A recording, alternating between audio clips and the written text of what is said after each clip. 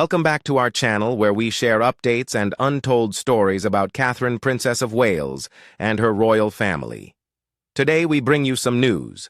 King Charles was shocked after Princess Anne and the royal family called to strip him of the crown. A crown shattered an examination of the royal coup that overthrew a monarch. A king stumbled on live television.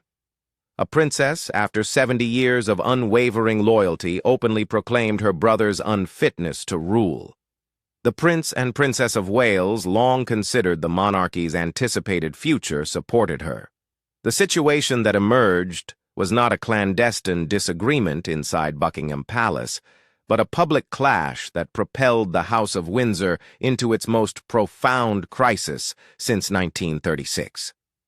Princess Anne did not see herself as undermining the crown. She saw her involvement as a means of salvation.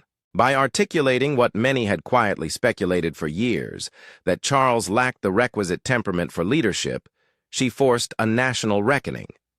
By aligning with her William and Catherine, jeopardized not just familial relationships, but also the integrity of an institution predating modern Britain. The inquiry shifted from whether Charles III would abdicate to when and under what conditions he would do so. The king's fall during a speech symbolized the dissolution of an old age and the emergence of a contentious movement advocating for change, openness, and accountability.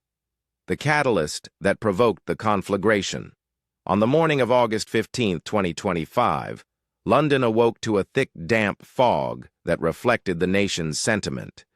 Throughout living rooms and hospital wards, TVs were set to ITV for an interview that many anticipated would be a conventional dialogue with Princess Anne, an unremarkable pragmatic discourse on patronage's equestrian matters and philanthropic initiatives. Anne has long been esteemed as the royal family's diligent contributor, recognized for decades of unadorned practical public service. Viewers anticipated stability. In contrast with diffused studio lighting and the camera capturing her in a plain blue blazer, seated in a crimson-backed chair, Anne responded to a prearranged question on the king's stewardship in a manner that astonished the audience. Her voice was unwavering, her stare unwaveringly straight. "The monarchy should serve the populace, not vice versa," she said.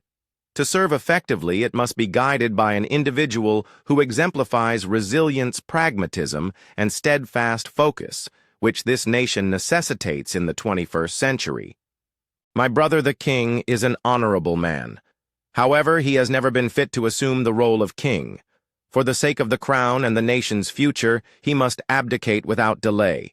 The statement was delivered with the force of a challenge. Newsrooms mobilized.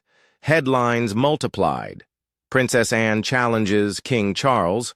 Royal rebellion erupts. The Princess Royal calls for abdication. And within hours, pundits and columnists had transformed the statement into a significant editorial occurrence. Social media surged with activity hashtags like #Anne Speaks and Charles Must Go gained prominence across platforms. Commentators analyzed tone, intent, and timing. The interview went beyond just a family argument, sparking a national conversation about whether a traditional monarchy still matters in today's diverse Britain, and if being born into a royal family should determine who leads the crown. The astonishment for several viewers stemmed not just from the substance, but also from the sender. Anne's reputation for forthright competence gave exceptional legitimacy to what many would have dismissed as mere court gossip. She was not part of the tabloid's exclusive circle of glamour.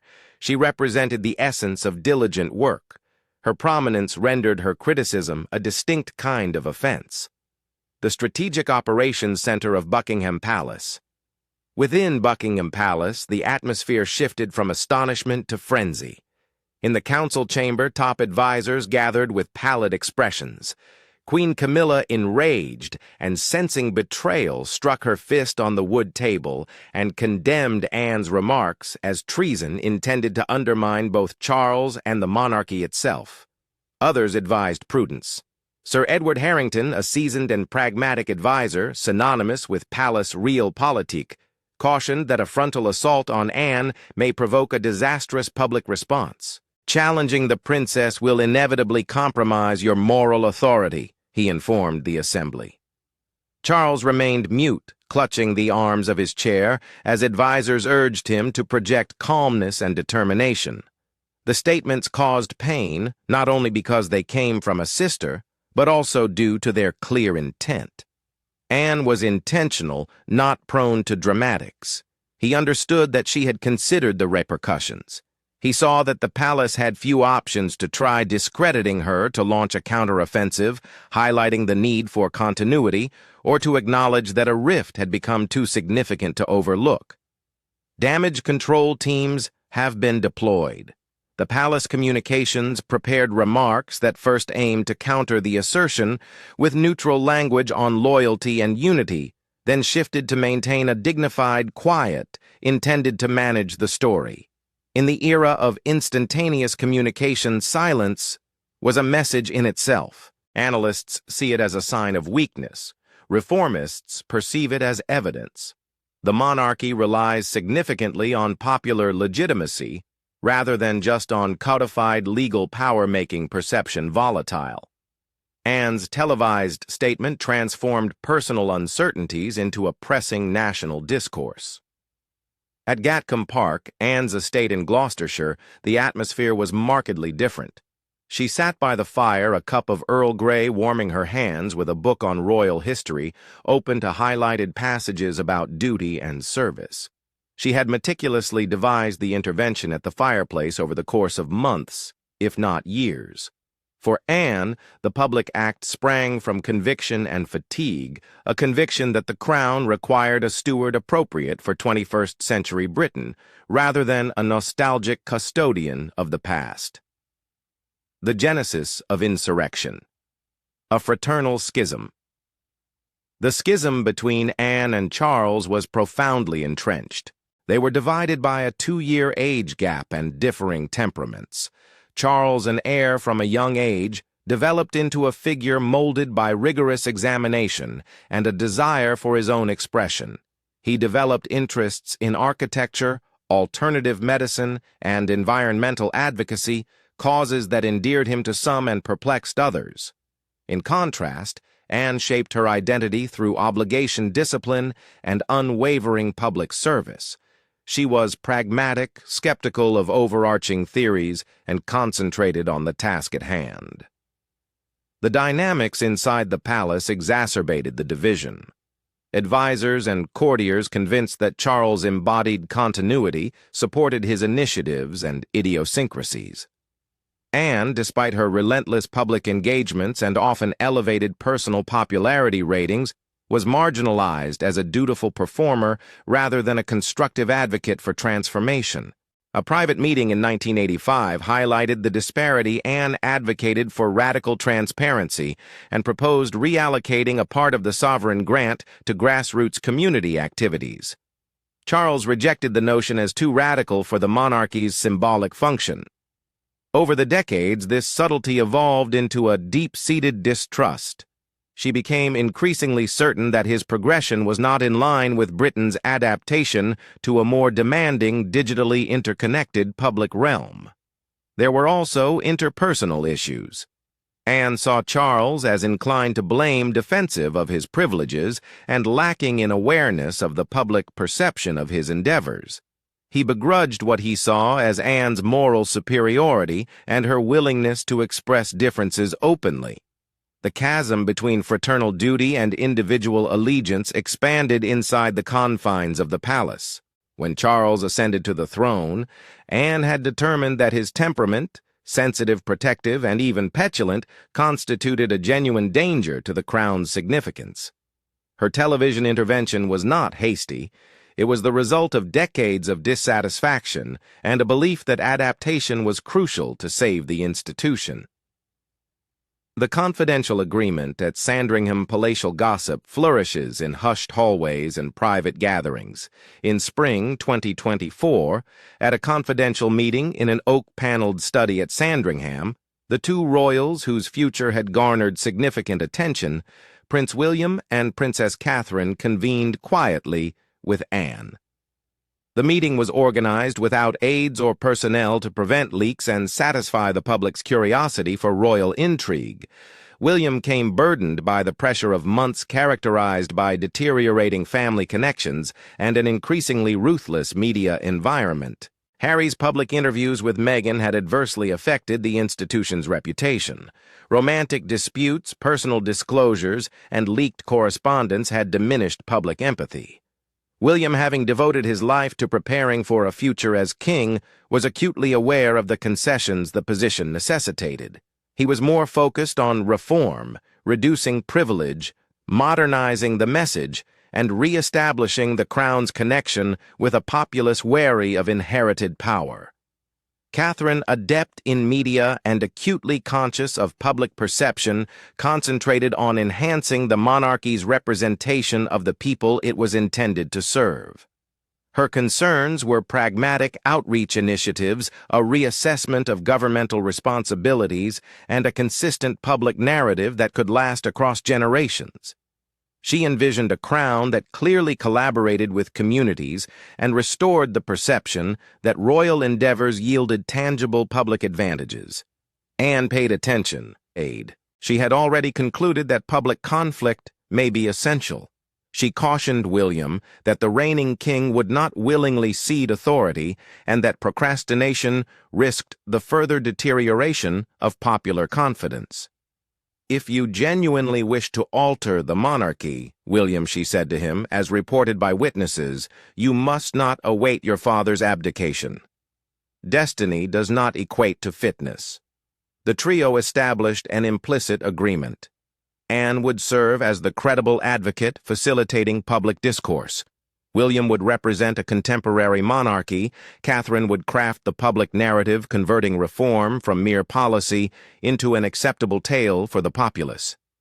No formal vows were exchanged, but a mutual commitment to reform the institution regardless of the reigning monarch was made. The agreement was strategic, practical, and fragile. It relied on confidentiality, reciprocal trust, and a collective understanding that the nation's reverence for the monarchy had become contingent. The political and constitutional tension Anne's address had prompt political ramifications. Throughout Britain, discourse extended from living rooms into bars, businesses, and parliament. Within 24 hours, the interview garnered tens of millions of views worldwide. Initial polls indicated a notable transformation. Substantial portions of the populace demonstrated support for a more streamlined and responsible monarchy. The response at Westminster was immediate and incisive. An emergency parliamentary session evolved into the most significant discourse over the Crown's finances and constitutional status in decades. Junior members of Parliament, spearheaded by Labour backbencher Rachel Carter, a staunch opponent of hereditary privilege, contended that Britain must re-evaluate the appropriateness of using taxpayer money to sustain a hereditary monarchy among the constraints on public services. Carter said in a speech that invigorated the discussion, "We must inquire if those funds are providing public value." Conservative backbenchers, mortified by the display, fractured. Some advocated for tradition and continuity, while others attuned to public sentiment and the needs of their constituents urged for openness. Cross-party coalitions were established to advocate for enhanced reporting obligations and a more transparent public accountability framework for royal finances. Committees summoned palace officials to provide testimony. Finance ministers demanded prompt audits. A parliamentary committee chair advocated for an independent investigation of the Crown's public engagements. Downing Street navigated complex legal, political, and diplomatic challenges. The Prime Minister assembled legal advisers and top public officers to delineate the constitutional ramifications. Downing Street publicly underscored the monarchy's apolitical function and the need for tranquility. Government authorities discreetly devised contingency measures for a succession that may occur with unparalleled rapidity and intricacy.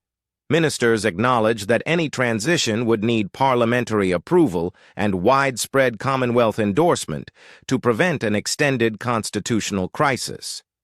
Officials expressed concern over worldwide perceptions. European heads of state, Commonwealth prime ministers, and foreign journalists observed the proceedings with a mix of fascination and apprehension. The monarchy transcends a mere domestic symbol.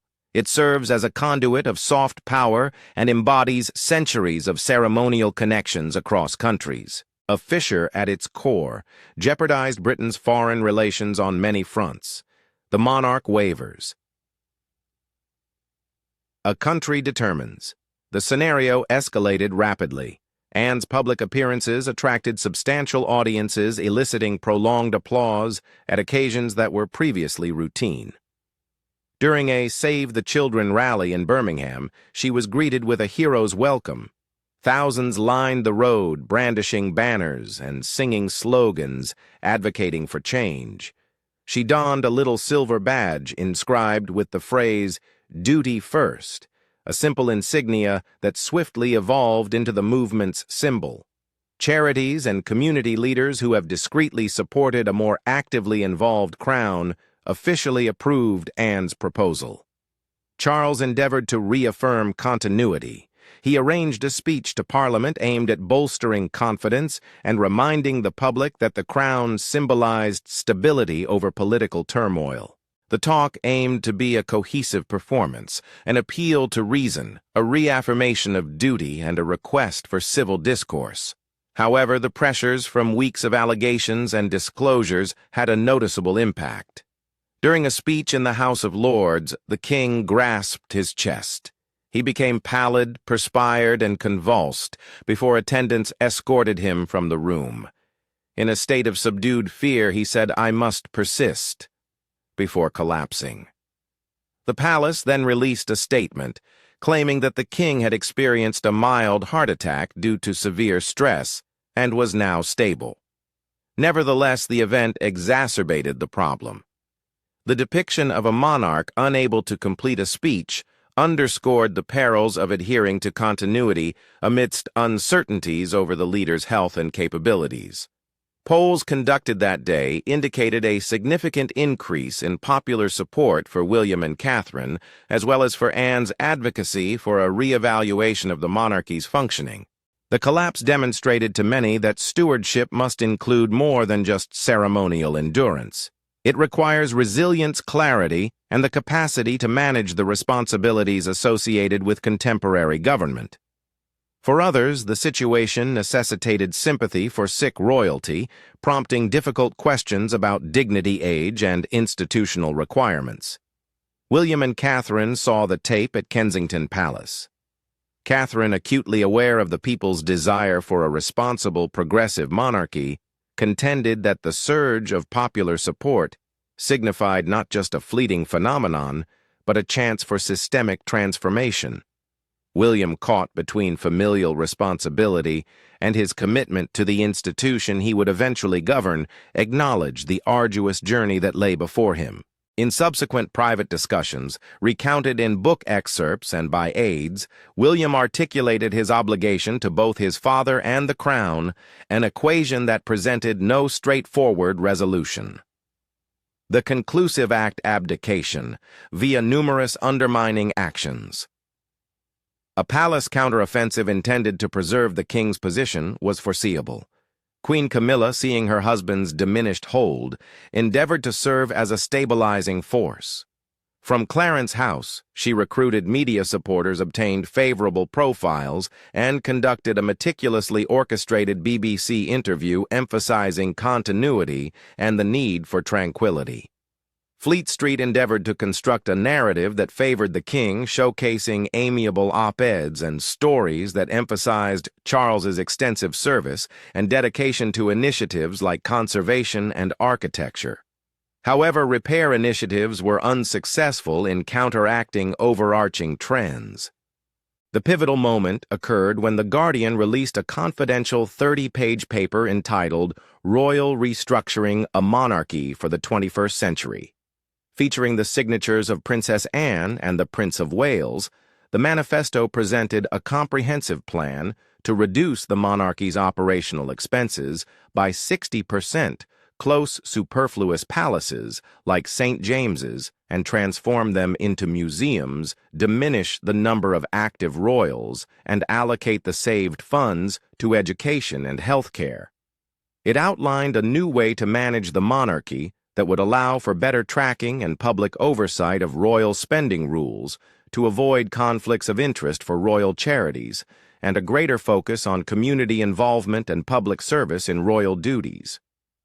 The manifesto resembled a policy document rather than a traditional manifesto, with annexes that included suggested financial models, an implementation timeline, draft laws, and case studies of national institutions that were effectively updated while preserving symbolic significance.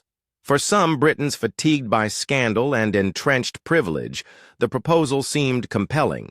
Pro-reform protests gathered outside Buckingham Palace, displaying banners advocating for change. Regional leaders and charities around the United Kingdom supported the fundamental tenets of the proposal.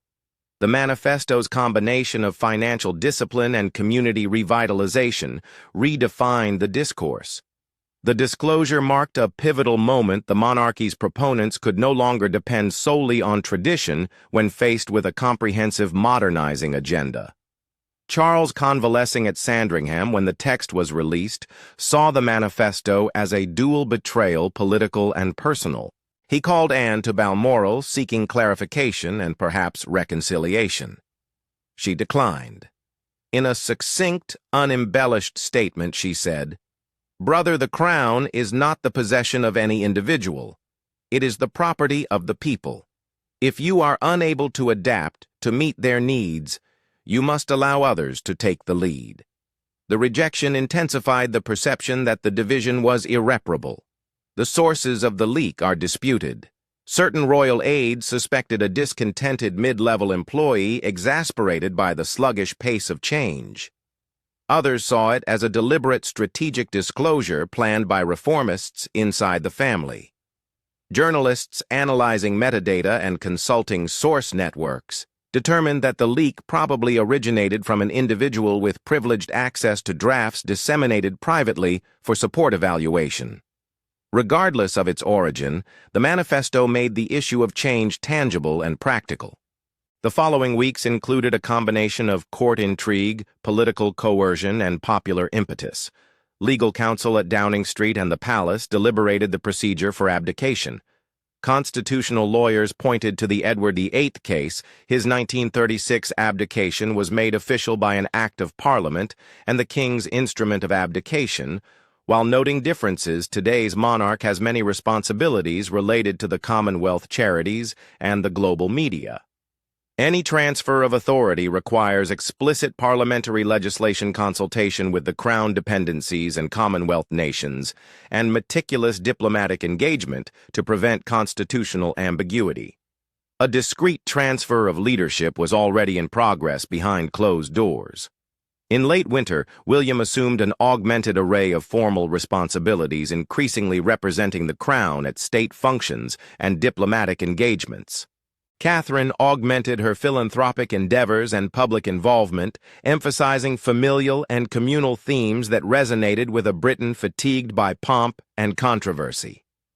Anne traversed the nation, articulating the reform story as a restoration of purpose, less ostentation-augmented public service. They were cautious, publicly restrained, privately resolute, to avoid the semblance of usurpation. The semblance of inevitability was gradually constructed.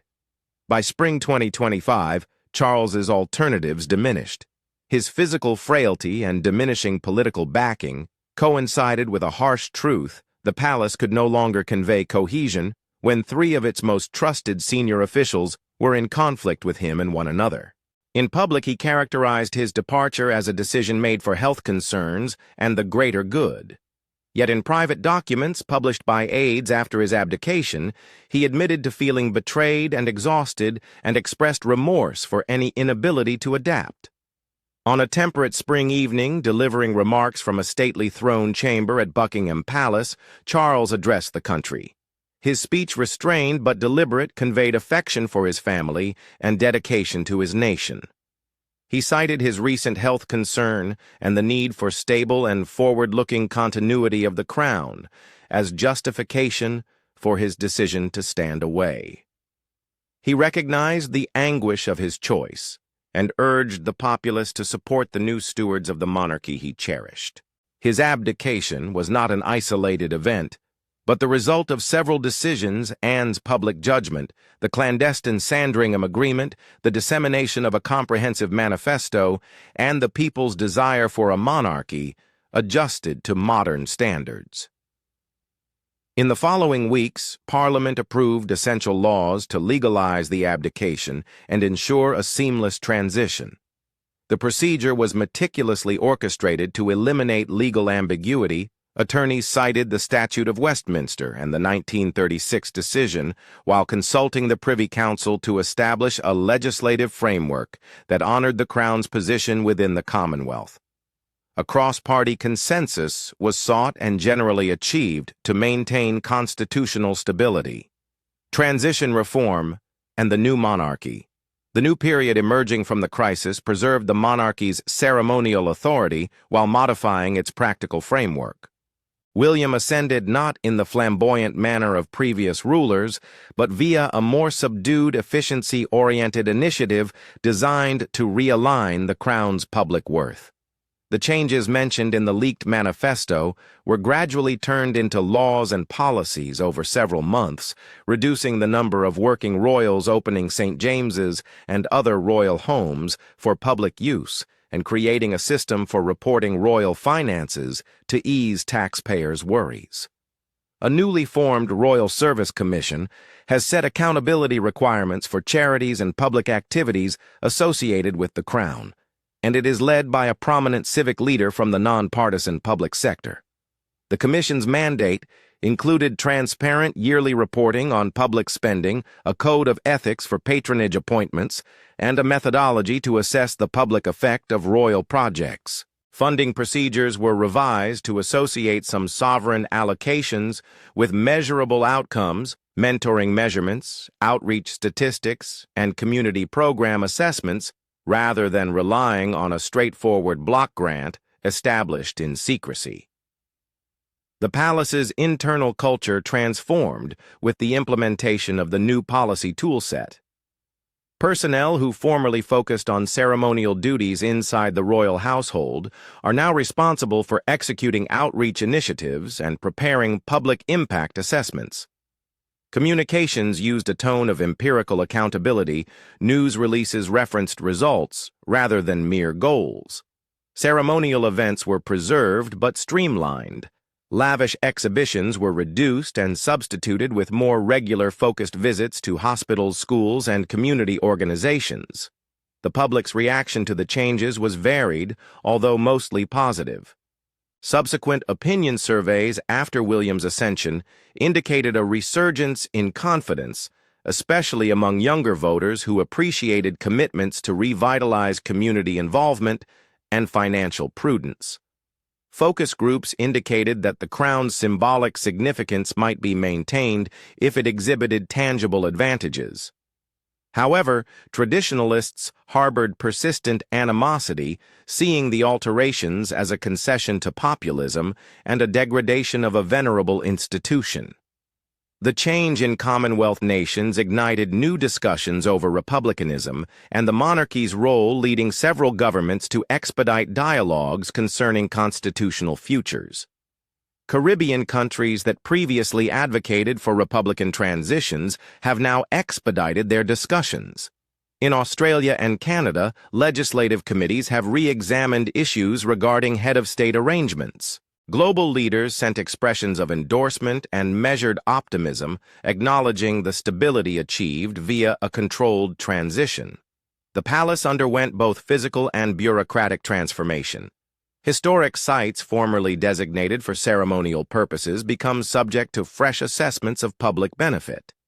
St. James's, after meticulous historical impact assessments and public discussions, was largely transformed into a museum and civic space, including community programming aimed at engaging residents with the institution in innovative ways. Additional dwellings were streamlined and personnel models were modified to align with the Crown's reduced operating scope. Anne emerged from the crisis as a paradoxical figure condemned by some for instigating a constitutional breach, but lauded by many for preserving the crown's significance. She persisted in her public responsibilities, often functioning without the intense scrutiny of royal public relations, asserting that the changes were for institutional preservation rather than personal power. Her pragmatic disposition and reluctance to pursue acclaim made her image intricate. In interviews and speeches, she always emphasized responsibility over victory. The changes, she said, were to re-establish confidence and position the monarchy as an active participant in public life rather than a mere symbol. William and Catherine undertook the methodical task of redefining the monarchy's function. William's first reign emphasized climate adaptation programs, mental health initiatives, and support for public services domains, where the crown could receive attention rather than financial resources. Catherine's focus on early childhood development and community resilience enhanced that agenda, creating a new narrative, a monarchy that is approachable and solution-oriented rather than a distant symbol of continuity. Resonant consequences. The incident had enduring repercussions that extended beyond the royal walls. It politically empowered reform-oriented MPs and campaigners, advocating for distinct separations between public finances and private entitlements. They advocated for legal openness and institutional safeguards to prevent royal patronage from serving as a channel for unaccountable power. The media, which sometimes exacerbated royal disputes, had its own reckoning on sensationalism and accountability. Editors implemented new ethical evaluations for the coverage of private family issues framed as concerns of public interest. In civil society, organizations redefined their relationships with royal patrons, insisting on open criteria and a clear distinction between honorary endorsement and operational accountability. Foundations commenced the publication of audited results associated with the Crown's designation. The charity industry saw a reputational potential, with a need for prudence connection with royal goals now required tangible benefits. Charles experienced a period characterized by reflection and efforts at reconciliation. In subsequently revealed private letters, he admitted to errors in style and communication, expressed remorse for any damage inflicted upon family or institution, and pledged to engage in humanitarian endeavors that circumvented the monarchy's primary framework. He withdrew from regular public responsibilities, but participated in environmental projects and architectural efforts, enabling him to maintain influence while adhering to the new operating standards. The incident prompted Britain to engage in a more profound discourse over national identity, institutional legitimacy, and the expenses associated with maintaining traditions in an age demanding accountability. The monarchy endured, but not without alterations. It was compelled to incur a cost for survival, more scrutiny, diminished privilege, and a revised agreement with the public that necessitated evident public worth. The crisis redefined the monarchy as a contemporary civic entity whose ongoing significance relied more on tangible social benefits than on ceremony alone. The new colony was disorganized. Legislative support, new bureaucratic frameworks, and a strategic public relations initiative were necessary to rebuild confidence. The royal household required a cultural transformation. Younger personnel were appointed for policy and program management alongside etiquette. Public impact assessment training became standard, and patronage procedures were subjected to independent scrutiny. The first report of the Royal Service Commission established standards and incited controversy. It commended more openness, while highlighting inconsistent execution across various royal undertakings. A novel script for a traditional institution. The abdication of Charles III, instigated by a public intervention from Princess Anne and a coalition with the Prince and Princess of Wales, will constitute a pivotal political and cultural event of its time. It demonstrated the fragility of symbolic power when it diverges from public expectations, and how an institution grounded in continuity may be forced to change in response to modern needs. The sustainability of the changes hinges on the ability of the new custodians to implement the program effectively and on the public's readiness to evaluate the crown based on results rather than legend. The House of Windsor confronts a future where ritual persists while responsibility is unavoidable. The crown's moral authority can no longer be assumed. It must be cultivated by unwavering public service and honest governance. The event transcended mere familial treachery or courtly machinations.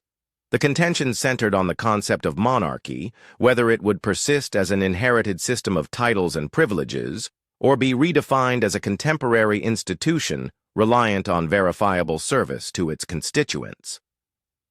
Princess Anne's statement, the alignment of William and Catherine and the public's reaction together, influenced the crown's favor towards the latter.